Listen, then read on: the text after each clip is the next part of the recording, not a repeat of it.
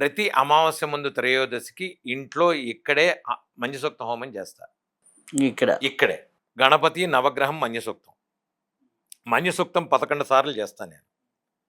మన్యసూక్తం చేయడం వల్లనంటే మన్యసూక్తంలో మీరు వేసే పదార్థాలు ఏ హోమంలో అయినా వేసే పదార్థాలు ఆ స్మోక్ ఉంటుంది చూసారా? ఆ పొగ మీరు పీల్చిన తర్వాత వైబ్రేషన్స్ వస్తాయి బాడీలో. హోమం చేసేది అందుకనే. మంత్రం చేసేది అందుకనే. మంత్రబలం హోమంలో ఉన్న పొగ బలం అదే. ఏవండీ మంత్రానికి చింతకాయలు రాలుతాయా? ఖచ్చితంగా రాలుతాయి. మీరు తిట్టినప్పుడు నీకు కోపం వస్తుందంటే మంత్రానికి కూడా నీకు చేస్తే పవర్ వచ్చినట్టే లెక్క. ఎదుటి మనిషి నీవు తిడితే నీకు కోపం వస్తుందా? రావట్లేదా? సో, నువ్వు మాటకే నీకు కోపం వస్తుందంటే మంత్రానికి ఎందుకు రాదు? ఖచ్చితంగా వస్తుంది. కనుక హోమంలో చేసినప్పుడు, హోమంలో మంత్రం చేసినప్పుడు నేను మీరు మన్యసూక్తంలో తెల్లవాలు గాని, నవధాన్యాలు గాని, ఇంకోటి తమలపాకు తేనెతో రాసి మంజసూక్త హోమం చెయ్యండి. చాలా మంచిది.